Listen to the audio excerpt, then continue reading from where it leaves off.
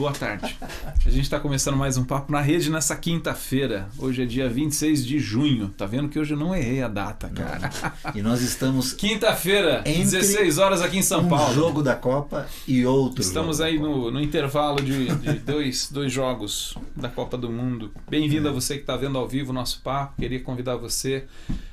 aí na tela do seu computador tem uma caixinha aí para você preencher os seus dados, seu e-mail, sua mensagem, e a gente recebe e a gente lê. Pelo menos tudo que a gente tem recebido a gente tem lido, e você entra no papo que hoje tá eu, o Brega aqui, nós temos um convidado invisível aqui que não tem ninguém.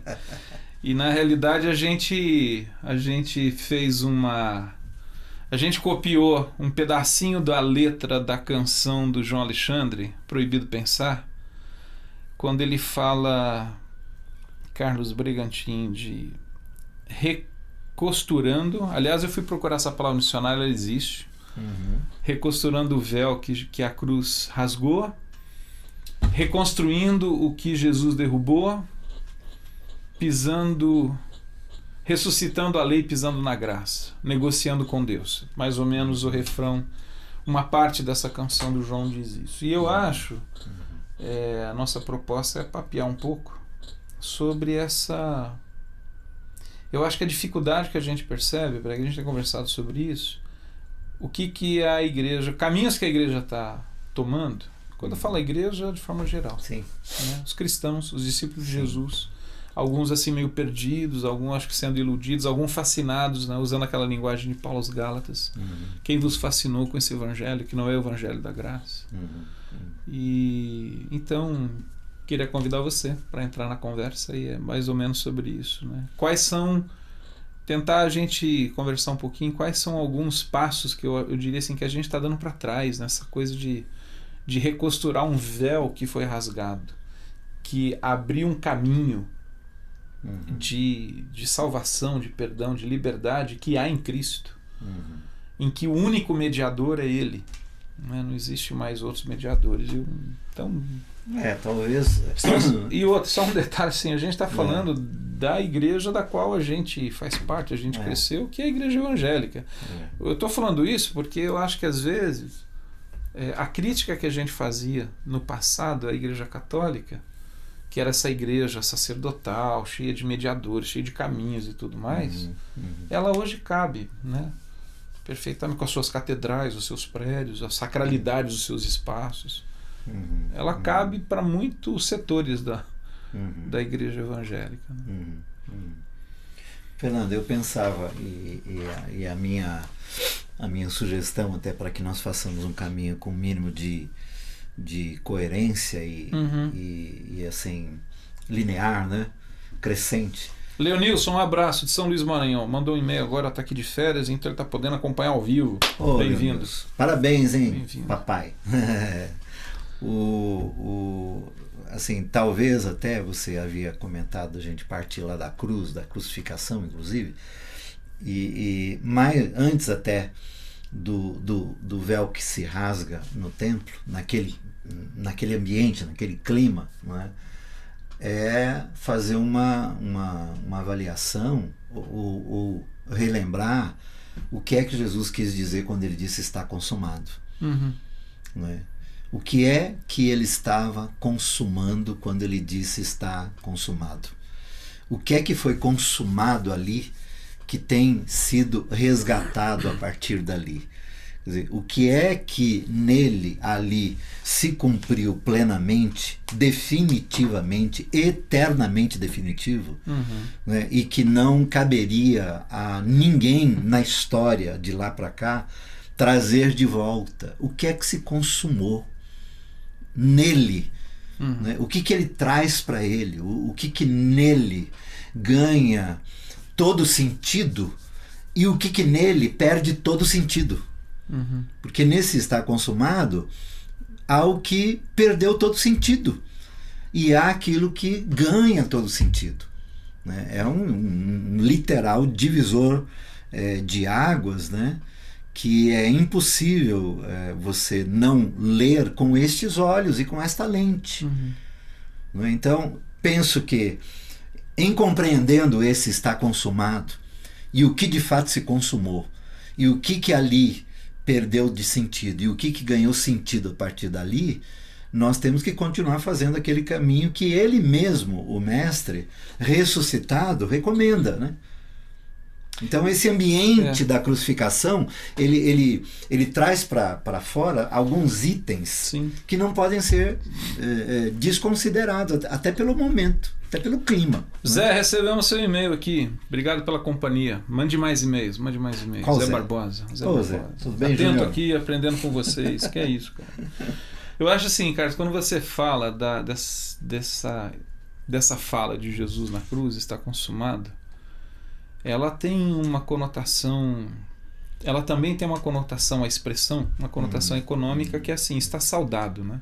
Está quitado, essa é a ideia. Isso. E aí, quando você falou isso, eu me lembrei a o seguinte... A promissória foi rasgada. Uma das primeiras aparições públicas de Jesus é quando ele está lá na sinagoga e é chamado para fazer a leitura do texto de Isaías, do rolo, justamente ele vai ler aquele texto que ele diz, o Espírito do Senhor está sobre mim e tal, e ele está se referindo ao ano aceitável do Senhor, que é equivalente ao ano jubileu.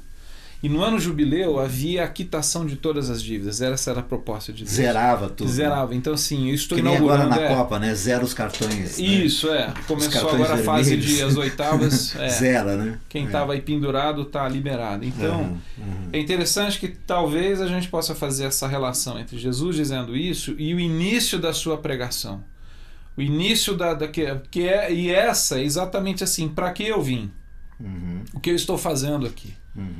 A minha missão é essa.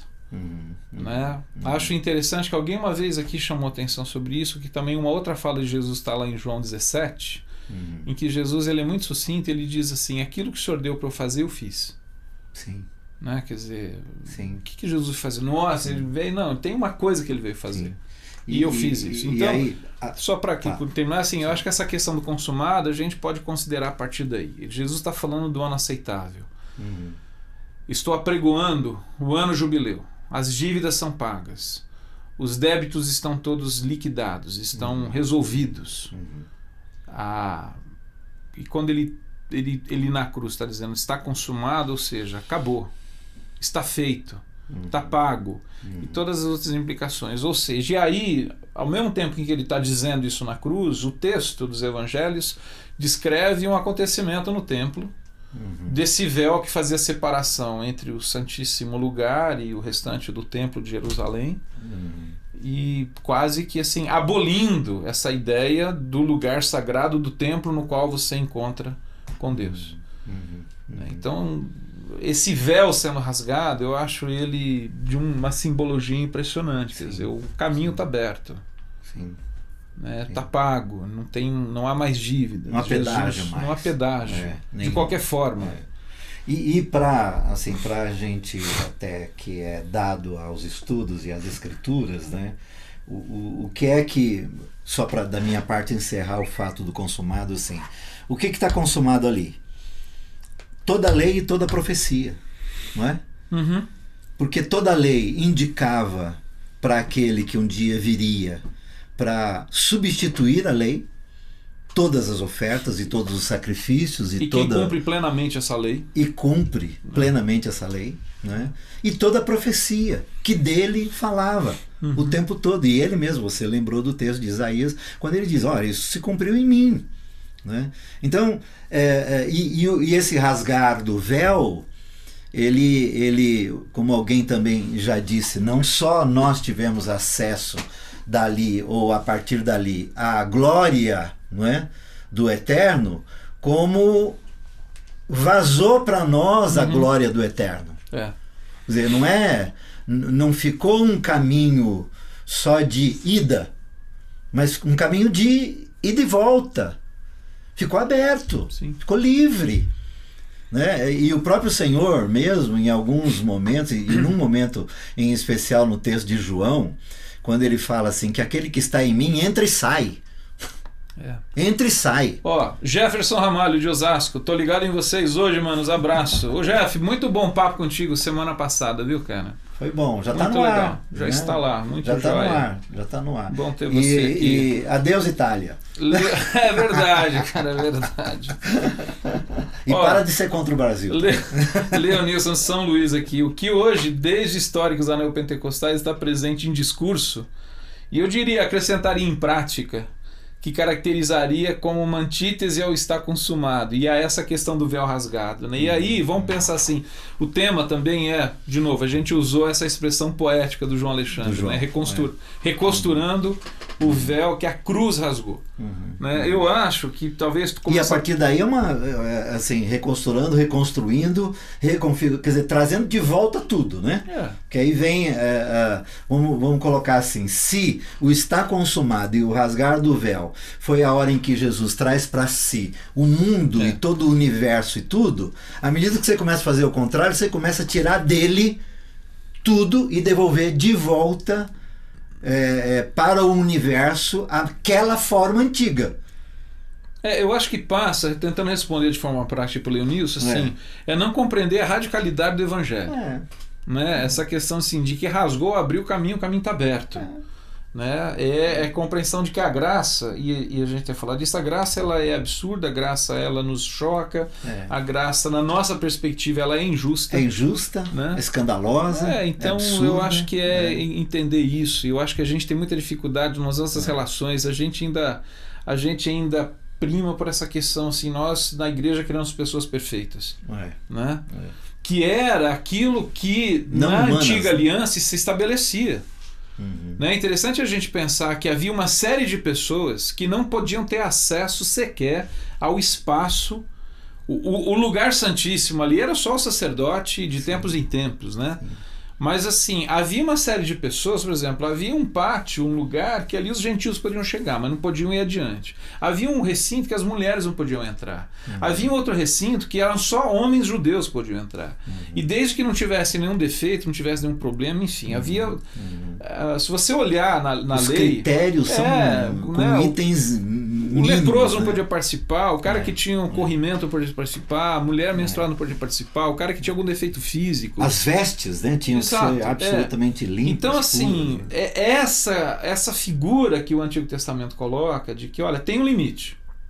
Tem gente que não pode entrar, e ponto final. Simplesmente. E eu acho que isso tem um elemento, como que eu diria assim, pedagógico. Do significado de quem é que pode? Não, ninguém pode. E aquele que entra lá, e é interessante a gente compreender talvez essa questão do véu, fazendo uma leitura cuidadosa do livro de Hebreus, que vai tratar dessa questão, né? De como que Jesus vem abolindo, e que, enfim, ele é o sacerdote definitivo, o sacrifício dele é o sacrifício definitivo, acabou. Né? Mas eu acho que o Antigo Testamento remete a essa questão assim, de que era seletivo mesmo. E naquele momento era para ser, para mostrar assim, cara, ninguém tem chance, ninguém tem como chegar. Né? E aí esse véu que rasga assim, olha, abriu. O leproso pode ir, o eunuco pode ir, porque o eunuco não podia ir, lembra lá em Deuteronômio 23, não podia. Né? A fala de Filipe com o eunuco. O que...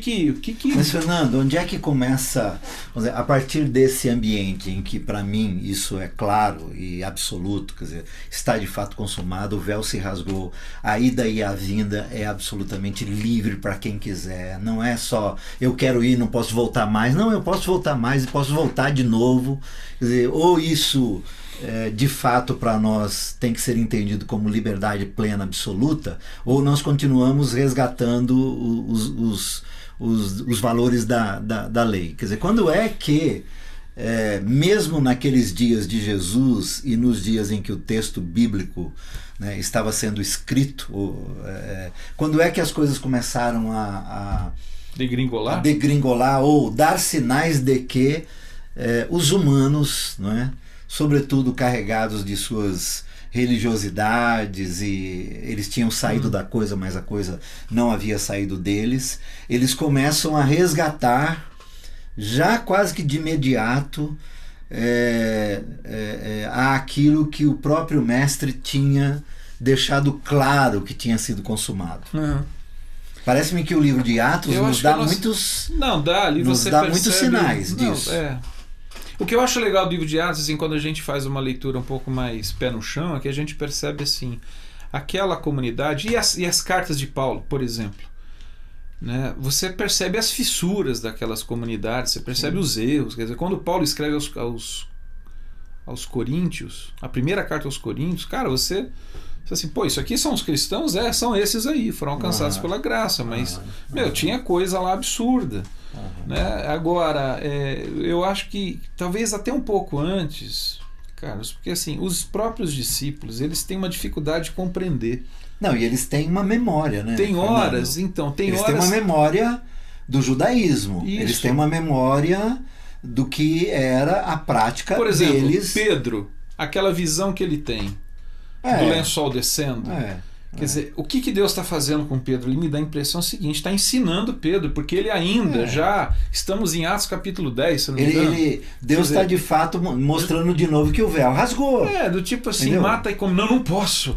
Mas como não posso? Eu estou te oferecendo. Não, mas são animais, eu nunca pus na minha vida qualquer coisa dessa na minha boca, né? Quer dizer, ainda não tinha saído dele aquilo que foi dito na cruz que tinha sido consumado. E se ele não tem essa experiência que Deus dá a ele, ele não vai na casa de Cornélio. Não. Né? Por quê? Não. Porque Cornélio era um gentio. E aí, exato, quem era o Cornélio? Exato, então era um romano. Né? Então eu acho que a pergunta assim, quando, cara, eu acho que isso está instalado na gente. E eu acho que uma obra do Espírito Santo que é constante na nossa vida, cara, é tirar essa casca que nos impede de ter mais sensibilidade ao Evangelho, à graça de Deus. Mas, então assim, os discípulos no começo têm essa dificuldade, essa luta. Tipo, para ser didático também, conosco mesmo e com aqueles que estão vendo e ouvindo, né? Quer dizer, a ordem final do mestre foi, ides, né? Vão, né? Tipo, saiam, né?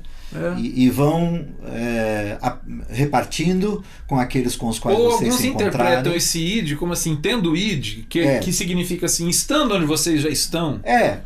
Né? Indo pela vida, indo pelo caminho, exato. Né? Vocês vão repetindo o que eu ensinei, vocês vão fazendo aquilo que eu fiz, vocês vão discípulos. Fazendo discípulos, isto é, gente como vocês, né, que caminharam comigo até aqui. Sinalizem com eles, né, quem eles são, a questão do batismo, enfim, quer dizer, para que ficasse um testemunho claro de quem eram. Fazer discípulo etc. não é fazer membro de igreja. Não, e isso vai acontecendo assim, na itinerância da vida e nos encontros comunitários à medida que eles aconteciam, sem que houvesse dias, horas, lugares sagrados. Isso acontecia, né? Mas, por exemplo, quando você começa a leitura do texto de Atos, você vê que entre eles elegem um que é o que toma para si ou que chama para si a responsabilidade da direção, da convocação, da mediação. Quer dizer, não há nenhuma instrução de Jesus sobre isso. Não há instrução sobre, inclusive, a escolha daquele que substituiria o Judas. Né? Eles fazem isso jogando na sorte. Matias lá. Né?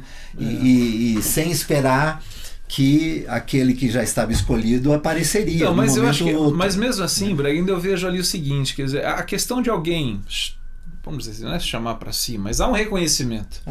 O que eu acho que a gente talvez precisa pensar, e aí, por exemplo, vamos tocar um pouco naquilo que é a pergunta do Leonilson, né? Que hoje caracteriza a antítese do estar consumado. O que era o modelo da antiga aliança? O modelo da antiga aliança era um modelo sacerdotal. Havia alguns que eram, outros não eram. Se você era um modelo sacerdotal, era o lugar santo, a hora santa, e ele mediava, né? O sacerdote é aquele que mediava, você precisava. Mediava. Quando Jesus ele rasga o templo, o véu, e ele diz, eu vou derrubar esse templo, porque esse templo se tornou obsoleto, não faz mais sentido. Né? O templo, e vou reconstruir em 3 dias, e o texto está dizendo assim, ele está se referindo a ele mesmo.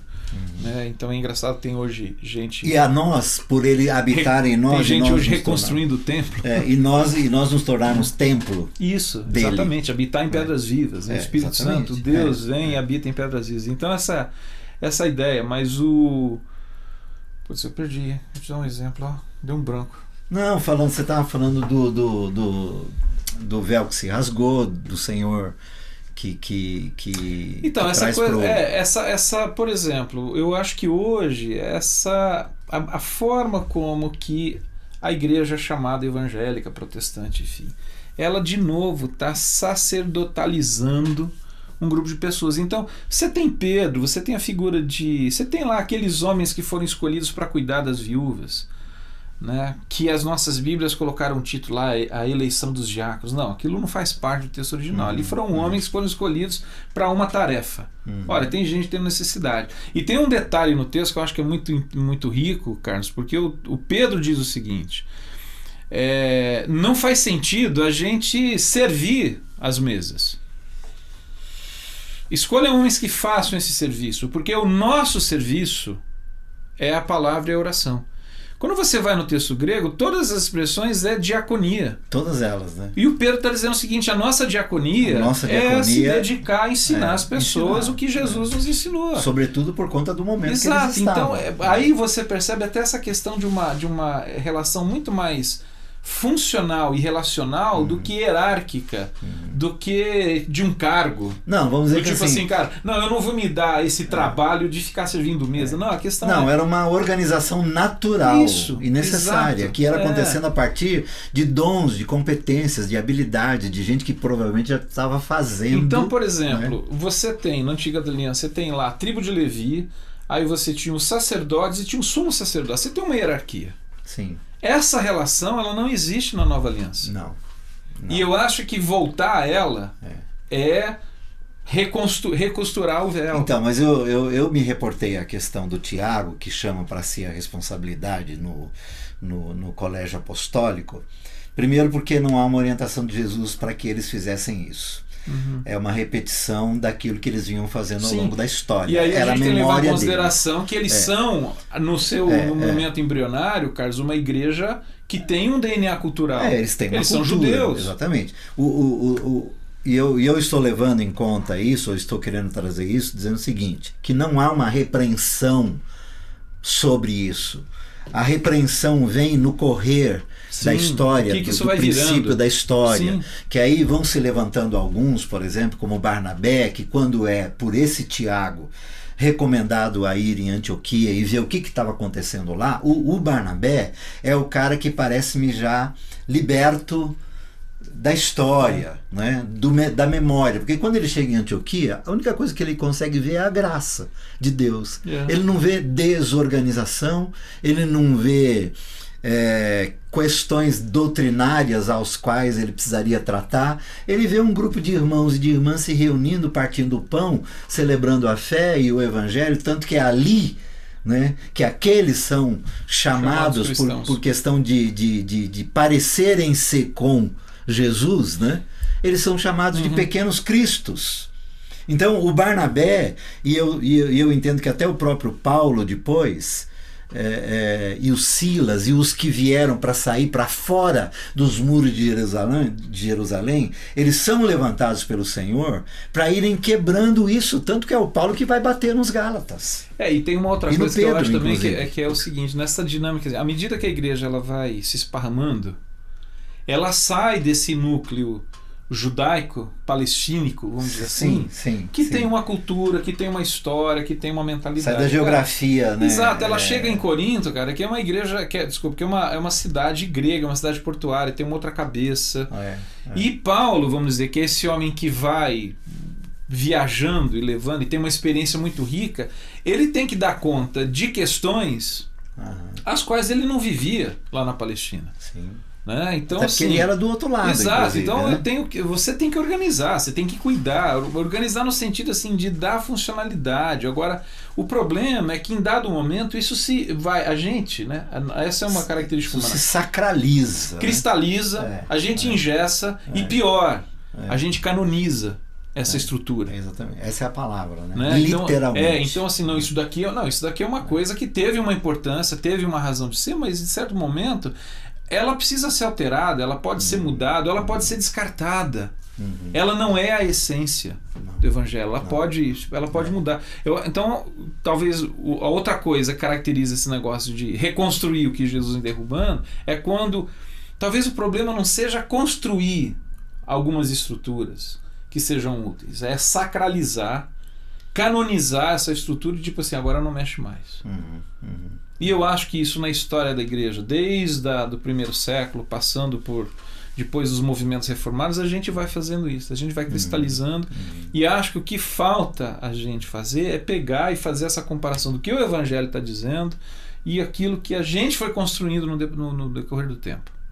Que Paulo aos irmãos da Galácia chamou de outro evangelho, né? Exato. Que não tem nada a ver com o evangelho. Ali no caso era uma coisa gritante, porque era exatamente essa questão assim, para que vocês de fato sejam discípulos de Jesus, vocês precisam ser circuncidados, que aí para mim assim é resgatar o cerne daquilo que é a antiga aliança. E Paulo fala assim, se vocês fizerem isso, vocês estão desprezando o sacrifício de Cristo. Então, como a gente brincava naquela tradução antiga, Cristo morreu debalde. Quer dizer, Cristo morreu à toa. Né? Para nada, né? Afinal de contas. Então é isso aí. O Dani está pedindo, o pessoal que está ao vivo, mande seus e-mails, vamos ler também. Né? O Zé está dizendo o seguinte: creio que o grande problema é que queremos ter algum mérito da graça, pois isso nos coloca em uma posição onde outros podem não estar. A graça nivela por cima todo baixo da vida. Essa questão e outra, né, Zé? A gente vive numa sociedade, cara, em que, a palavra meritocracia, ela precisa ser observada dentro das estruturas de trabalho e tal. Se fala muito isso hoje, né? Sim. Mas, assim, isso toma o nosso coração, Breno. Esse lance da meritocracia. Sim. E a gente transporta isso para todas as dimensões, as relações de pais e filhos, relações de trabalho, relações comunitárias, relações de igreja, a nossa relação com Deus. Porque isso é um valor que o mercado adota, né? Exato. E nesse período de mercantilização da fé, é óbvio que os valores de mercado eles adentraram para dentro das nossas comunidades, fazendo das nossas comunidades essas pequenas empresas, né? Esses pequenos negócios. Aliás, alguns não são tão pequenos assim, né? São grandes, né? Negócios, fabulosos negócios, né? E essa estrutura meritocrática, né? Ela dá sustentação para isso tudo que está sendo colocado no mercado. Né? Sem essa estrutura, esse mercado não resiste, ele não subsiste. Né?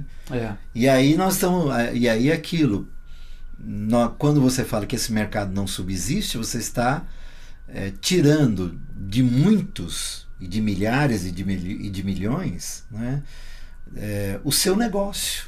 Exato. O seu negócio. E aí mas é business, né? Exatamente. Johnny Chan mandou um abraço pra gente, tá aí acompanhando. Abraço para você. E o Leonardo Barros, lá de Tyler, Texas. Olha só, irmãos de caminhada, essa é a minha primeira vez aqui no Papo, mas acompanho o Brega pelo Facebook faz já um tempo. Deus abençoe. Embora sem o Éden com o seu véu rasgado, o próprio Deus voltou a fazer suas visitas ao cair da tarde, agora passou a encontrar o homem novamente como da primeira vez. Eu acho que isso está dentro desse consumado. Né? Esse visitar de Deus, usando essa linguagem lá do Gênesis, né, que de Deus vinha no final, na viração do dia para esse encontro. Eu acho que quando Jesus ele diz e o véu se rasga, abriu de novo esse encontro, esses encontros vespertinos, né? Usando essa linguagem poética do encontro com Deus. Exatamente, sem mediador algum. Sem mediador algum. E para entrar, assim, atualizar essa nossa conversa, que até então a gente está meio que lá no que foi histórico, né? Quer dizer, hoje para que nós pudéssemos romper com essa judaização da igreja, com essa reconstrução da lei e trazer de volta esses utensílios e todo esse arsenal que tinha a ver, Fernando, nós tínhamos que ter pessoas com coragem para, na simplicidade da fé, dizer algumas coisas que são necessárias, do tipo, você ora por mim? Você diz assim, ore você. Ou, oremos juntos. Mas não essa coisa de eu me pôr, mesmo que há aqueles 100 números de gente muitíssimo bem intencionada, que para mim é a grande maioria, de gente muito sincera, que quando ouve isso toma para si a responsabilidade da intercessão, que eu entendo que seja um serviço que eu presto ao outro quando eu me ponho diante de Deus em favor dele, mas eu não posso permitir em nenhum minuto sequer, em nenhum segundo, que na minha cabeça ou na cabeça dele passe a ideia de que eu tomei uma posição que não pode ser a dele. Sim. Entendeu? De mediador. De mediador. Do tipo, no máximo que eu posso dizer é isso, oremos juntos. A não ser que sejamos mediadores uns dos outros, né? Que aí eu acho que entra essa figura do sacerdócio universal, quer dizer... Sim. Posso apresentar a sua vida ao Senhor tanto quanto você pode fazer isso. Sim, exatamente. Né? É o máximo que eu posso. E ainda assim fazemos isso por meio de Jesus. Por meio de Jesus. Quem lubrifica isso é o Senhor, é o sangue dele. Quem rasgou. Né?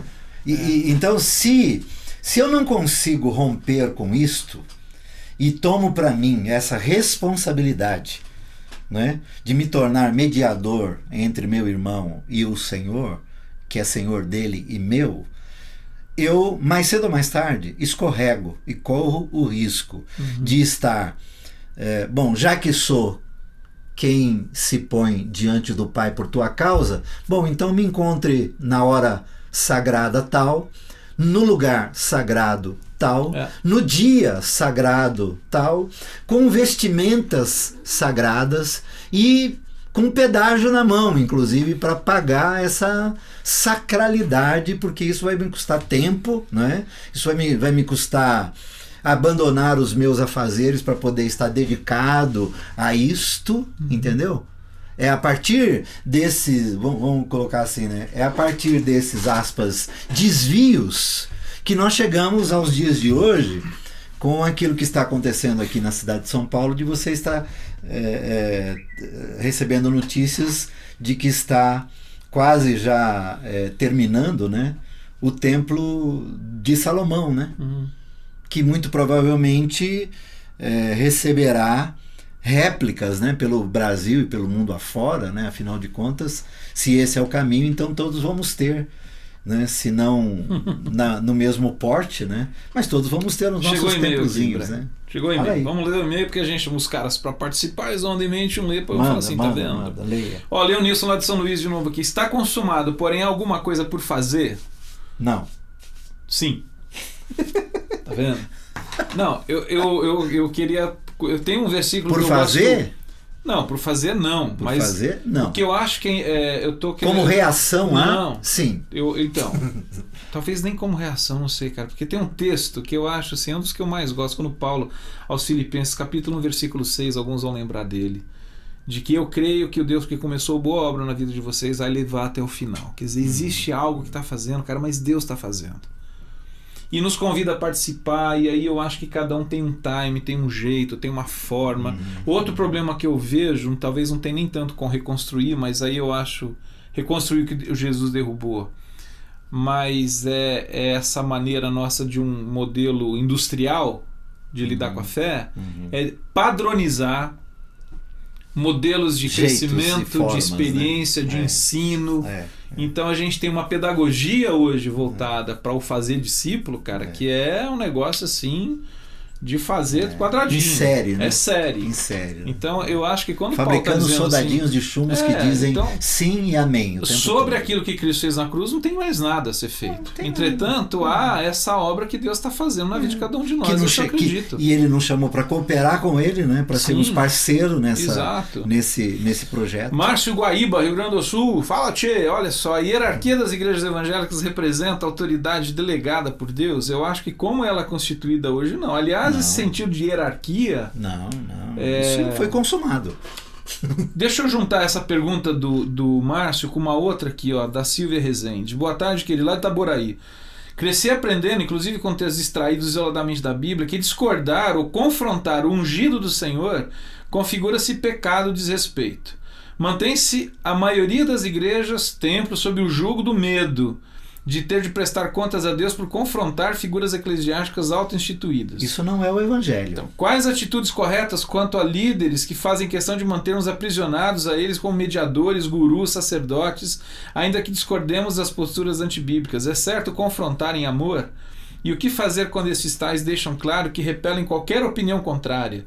Esses caras não estariam recosturando o véu com essa postura de mediação obrigatória? Com certeza. Obrigado. Eu acho que você já respondeu, Silvio. Eu acho que o Paulo recomenda os confrontos a estes, não mais aos tais ungidos do Velho Testamento, porque isso foi consumado.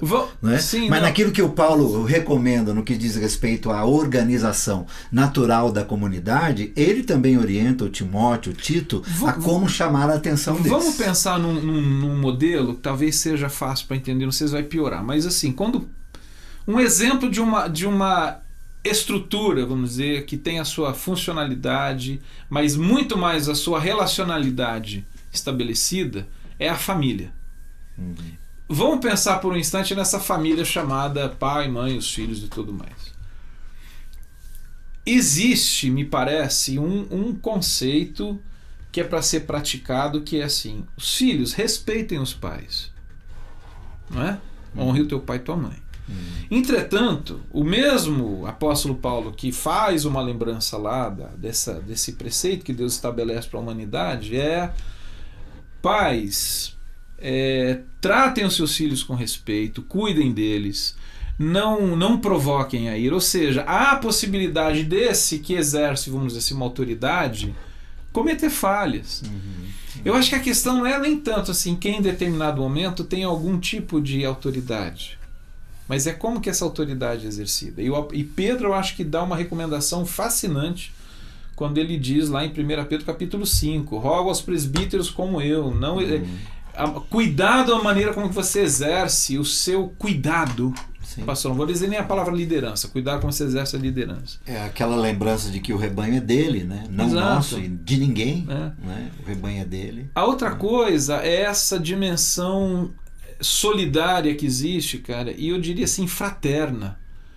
Mais do que quem está acima de quem, nós somos irmãos. Sujeitai-vos uns aos outros. Mas existem aqueles que são os chamados pastores, né? É que hoje a palavra pastor virou título, cara, esse é outro problema. Mas assim... títulos que implicam em poder, em domínio. Respeito, a questão tiranias, do respeito. Né? E aí eu acho assim, Carlos, respeite aquele homem, aquela mulher que cuida, que exerce essa função pastoral. Mas respeite o outro que também não é. Então, essa questão do respeito Fernando, mútuo. Então, né? Mas aí tem que resgatar, Fernando, o vínculo verdadeiro que deve nos unir uns aos outros. Qual é? Em que vínculo? Ou qual é o vínculo que nos une como corpo de Cristo? Amor é meu. O amor. Ou se resgata o amor e a amizade e a fraternidade entre nós, para que o que acontecer no que diz respeito ao bem e ao mal e ser tratado em amor, ou nós vamos continuar levando em conta os chamados vínculos institucionais, que traz para o clima do cuidado os ditames institucionais, que normalmente não leva-se em conta o amor e fere-se as partes, não é? E aqui eu preciso, e acho que nós precisamos ser justos para com aqueles sem números de líderes espirituais que também são maltratados por aqueles que estão, aspas, né, sobre o seu pastoreio e não são tratados com dignidade.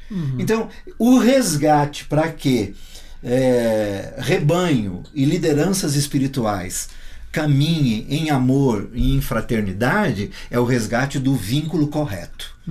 Ou se caminha por esse vínculo correto do amor que nos une, né? Ou caminhamos por aquilo que nos desune e só nos une na institucionalidade. E aí na institucionalidade e na base do medo, né? É a base do medo, e aí eu da acho tirania. Que esse negócio que a Silvia falou... De se tornar reféns uns dos outros. Ô Lígia, recebi seu e-mail aqui de Campinas, a Lígia. Daqui a pouquinho a gente vai ler. Mas especificamente sobre esse negócio que a Silvia falou, né? Ontem eu estava conversando com o Dani contou um exemplo de uma fala que ele ouviu exatamente isso. Essa fala da... você não pode ir contra o servo do Senhor. Essa ideia, né? Eu fico pensando assim, essa é uma linguagem da antiga aliança, cara. Total. 100%, Fernando. Até porque assim, 100%. a questão do ungido... Você não encontra no Novo Testamento base para isso. Nem em Jesus, e nem nos evangelistas, em ninguém. Você não encontra. Você não encontra. Se há uma autoridade espiritual, esta autoridade, ela está naquilo que nós chamamos de igreja, corpo de Cristo. E ela está na igreja por conta de uma coisa. Eu queria remeter uma fala do Ari, do Ariovaldo Ramos, que eu acho que ela é muito instrutiva. A palavra ungido, fazendo um resgate aí das línguas originais, a palavra ungido é a palavra que foi traduzida a palavra Messias. E no Novo Testamento a palavra Cristo, que são sinônimos. Messias, Cristo... Ungido, Messias, Cristo. É a mesma coisa. Uma em português, outra em hebraico, outra em grego. Ela significa a mesma coisa. O ungido é Jesus. Ponto. Ele é Jesus ou Cristo. Jesus ungido. Ele é ungido. A igreja, ela é por conta da sua posição em Cristo. Em Cristo. Não existe mais e aquele que é e o que não é. E ela é corpo. Ela é corpo. Que não tem funcionalidade senão na solidariedade. Então essa linguagem... O corpo funciona como? Solidário, né? E essa linguagem, assim, de falar de o fulano é ungido, ela é contrária a um princípio fundamental do Evangelho de que ungido é Cristo. Não é o Evangelho. Não é? É outro evangelho. E ela é usada geralmente, veja bem, o que é pior é isso, ela é usada num sentido de impor uma determinada autoridade, um determinado respeito. Exatamente.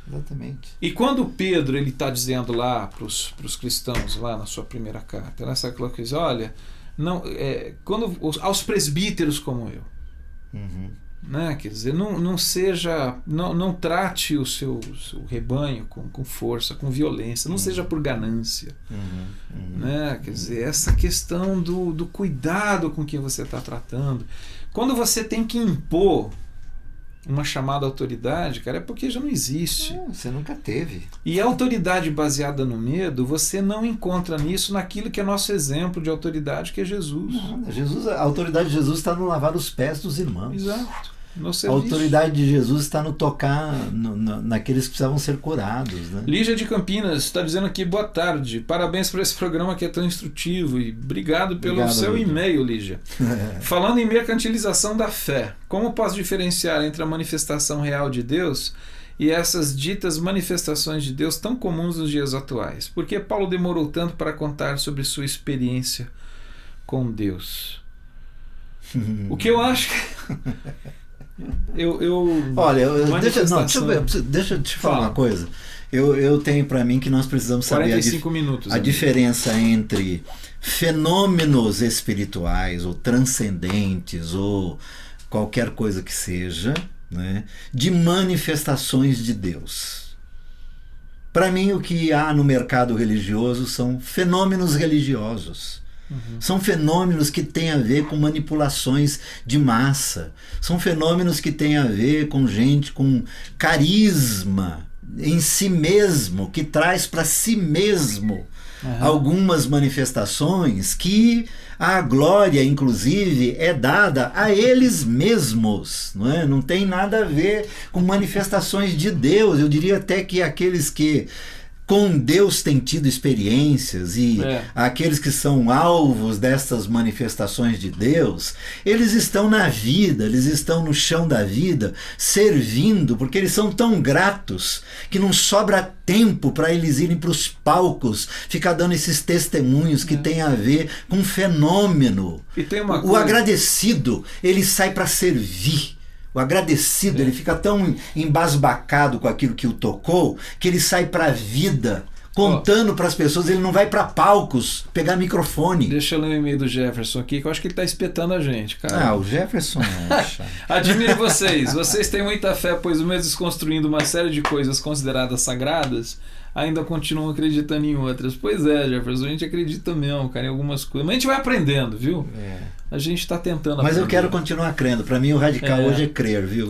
Não, você está falando dessa coisa do fenômeno, da manifestação. Eu acho assim, o problema... Fenômenos humanos, mano. Não, e fenômenos mistérios, né? Que não dá para se decifrar. Assim, mas chamar isso de manifestação de Deus. Sem entrar no mérito da questão se é de Deus ou não, sabe que eu acho que o maior problema hoje, Breck, que é assim, é a comercialização, como ela falou isso, a mercantilização, a comercialização disso. Hoje eu ouvi no rádio, aqui estava no trânsito de carro, um cara, acho que é de Curitiba, aproveitando a coisa da Copa do Mundo, tem muito turista aqui no Brasil, olha a sacada do cara. O cara tá enlatando o ar do Brasil. E aí um vai falar assim, pô, mas que loucura, você sabe que nego compra, turista é um nego assim, turista é um cara meio fora do prumo. Ele já vendeu 15 mil latas e recebeu uma encomenda para 35 mil latas. Ele enlatou o ar do Brasil para vender pro cara que vem aqui pra Copa do Mundo, R$10 cada lata, cara. Tá vendo como é que é? Tá vendo? Então eu tô dizendo o seguinte, esse cara teve uma grande sacada. Se o cara consegue vender ar, imagina... Ele enlatou. Imagina... Né?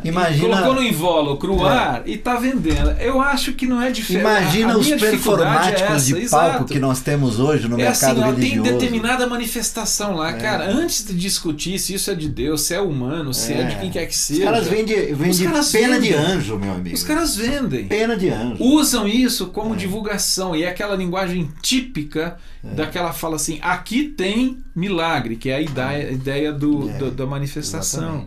A minha dificuldade é essa, cara. Quer dizer, virou comércio, a coisa tá aí.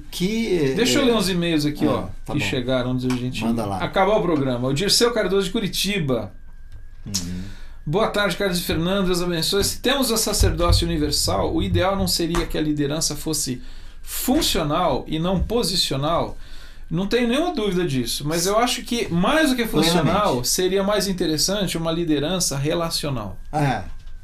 Né? Porque se a gente fica só no funcional, não funciona. Uma hora ou outra os que funcionam... Márcio de Guaíba, Efésios 4:11 pode ser aplicado na substituição da hierarquia atual da igreja, na questão da autoridade espiritual. Ele está falando dos apóstolos, dos profetas.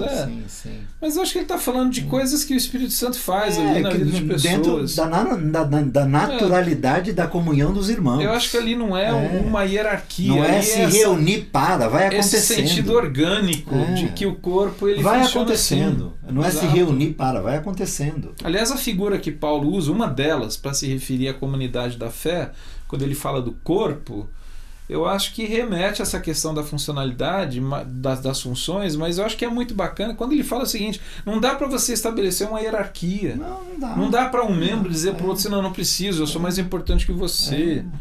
Exatamente. Né? Aliás, diz lá o próprio Paulo que aqueles órgãos, os que têm menos honra, né? tem o seu lugar de destaque. Né? Então... Acreano Hassen, Rio de Janeiro. Estou ouvindo os amados irmãos e percebo que estamos vivenciando como igreja local, vivendo uma crise eclesiástica como nunca na história do cristianismo. Parabéns por esse canal que com certeza muito tem sido abençoado e repensando a sua caminhada cristã. Obrigado, Acreano. Mas eu queria dizer uma coisa. Bem-vindo. Eu acho que a gente não está vivendo uma crise eclesiástica como nunca na história. Eu acho que a história da igreja é rica em exemplos de processos parecidos. Eu não acredito que a história seja cíclica, e aí o Jefferson pode um dia nos ajudar a entender isso, aí que ele é o historiador. Mas eu não acredito que a história seja cíclica, mas eu acho que a história nos ensina. E acho que na história dessa chamada igreja cristã, nós temos períodos assim que, cara, aconteceram barbaridades. Acho que a gente vive um tempo que é por conta das redes sociais e tudo. Exato. O que acontece hoje é você ter a tecnologia. Essa linguagem mercadológica pesada demais.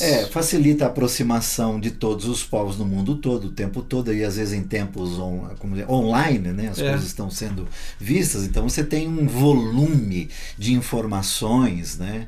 Que vão acontecendo, que particularmente para mim, e aí eu insisto a dizer o que eu vou dizer, eu estou nas mídias, né? Mas eu não adianta me mandar videozinhos com essas bobageiras que acontecem no mercado religioso que eu não assisto. Eu prefiro ver programa de entretenimento. Eu prefiro fazer qualquer outra coisa do que ver essas bobageiras. Isso é bobagem.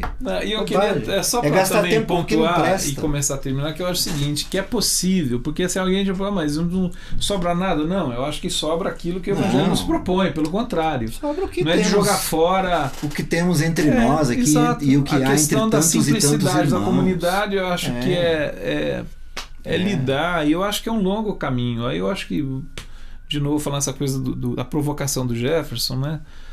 a gente vai aprendendo, cara. A gente vai fazendo o caminho, vai fazendo... Deus nos chamou para uma jornada, Fernando. É um caminho de aprendizado. Aprender o que é o Evangelho hoje. Caminhada. E a simplicidade dele. Agora, e eu acho que aí até... O que me preocupa, só para... é que tem coisas que são por demais gritantes. Que confrontam essa proposta de vida do Evangelho, cara. E a gente sustenta isso. Exatamente. Entendeu? São demais gritantes. Outras a gente ainda tem que olhar com cuidado, discernir, não, talvez de fato isso aqui...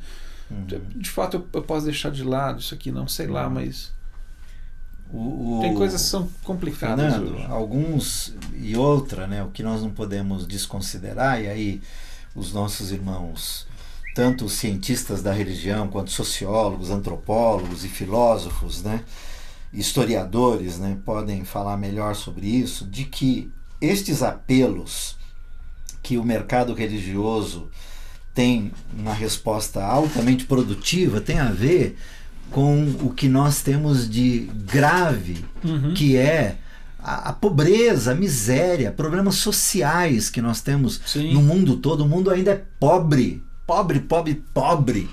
E toda mensagem, toda palavra que vem no sentido de milagrosamente resolver o problema de um cidadão que não tem nada na vida, ela é de bate pronto e aceito. Mais tarde é que ele vai perceber que se meteu numa roubada, no canto da sereia, se deixou fascinar por uma resposta rápida àquilo que a gente leva a vida toda para ter, entendeu? Então assim... usa-se bem o marketing atual, não é? E toda a tecnologia e todo o instrumental que existe, usa-se bem por conta do quê? Porque você tem um mundo ainda pobre e miserável, que precisa de pão na mesa, que precisa de água para tomar banho, entendeu? Então assim, esse pessoal vai sempre encontrar gente disposta a pagar o pedágio para ter lá no final deixa a resposta. Os últimos e-mails, o Dani tá acendendo a luzinha aqui vermelha. Dani, dá mais 1 hora para nós de programa hoje. Não, vai começar o jogo, cara. Aqui. Nem sei quem vai jogar, mas quero ver. Olha aqui, ó. O Leonilson falou uma coisa interessante. O que resta por fazer, né? Seria a experiência da fraqueza, onde entramos num processo de complemento existencial dos benefícios da cruz em nós. E falando em processo, o Jefferson aqui está ajudando a gente, ó. A história é processo, não é cíclica nem serial, é construída por nós. É isso aí. Estamos num processo. Exatamente. E vamos ver como é que vai caminhar. Jader Oliveira, cara Fernando, estivemos juntos tempos atrás, com Jaime Glória na Cepal. Nossa, cara, faz muito tempo, Jader. Bem-vindo e fico feliz em vê-lo nesse programa que tem me feito pensar. Obrigado e um grande abraço. Abraço para você também. Legal. Quem mais mandou aqui pra gente começar a terminar?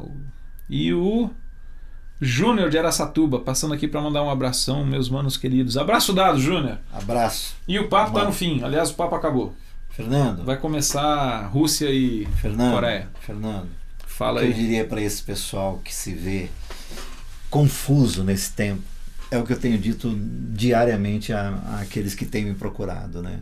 Manos, segue a vida amando, segue a vida orando, perdoando, trabalhando, repartindo, comungando com alguns irmãos, como eu e Fernando fazemos, como eu e o Jeff a semana passada fizemos, ontem na caminhada, comungando com os irmãos, fazendo bem feito, fazendo até o fim. Uma pessoa é uma causa para a vida toda. Pessoa é uma causa para a vida toda. Se nós cumprirmos a nossa agenda da vida com estes ingredientes, pode ter certeza, na minha opinião, no final, nós vamos receber o abraço daquele que nos amou até o fim. E que disse na cruz está consumado. Está consumado. Mano, para mim essa é a resposta. Boa tarde para você, até a próxima quinta, se Deus permitir. Tchau, permitir. Obrigado, hein, gente. Valeu, daqui a pouco esse programa está no ar. Tchau.